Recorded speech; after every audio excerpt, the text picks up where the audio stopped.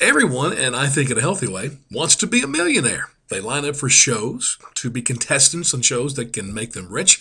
We line up at lottery lines, hopefully to get rich that way. And then a lot of us just do it the good old fashioned way, hard work and coming up with an idea that generates great amount of wealth. It's funny because Obama and the Democrats, they want to make this an issue in the upcoming election. It's called income inequality.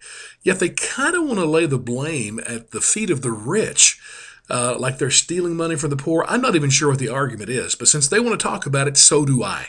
Because the bottom line is, I think it's great that we have so many millionaires in this country. I mean, think of the companies like Microsoft started over or created over 10,000 millionaires in the 90s.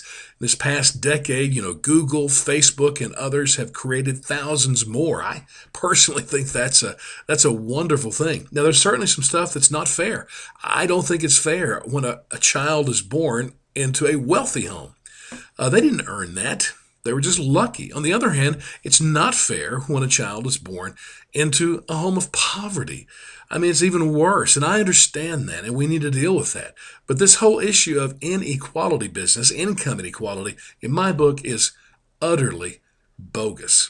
And yet, the Democrats want to talk about it, and even all of those guys, Obama and the Democrats, are rich themselves.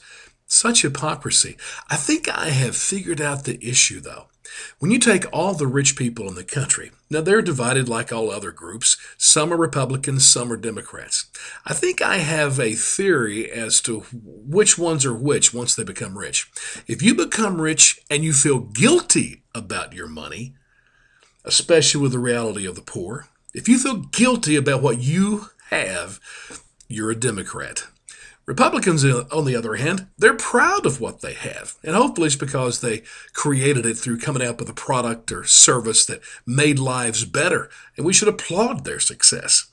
So I think as far as the federal government goes, they can't do much about this income inequality thing because prosperity does not come from a government program. It comes from an individual making wise choices, working hard, creating ideas, coming up with some way, again, that generates income. And so what can the government do? Really ensure that individual rights are protected and there is equal opportunity for all. But as far as income inequality, forget about it, Democrats.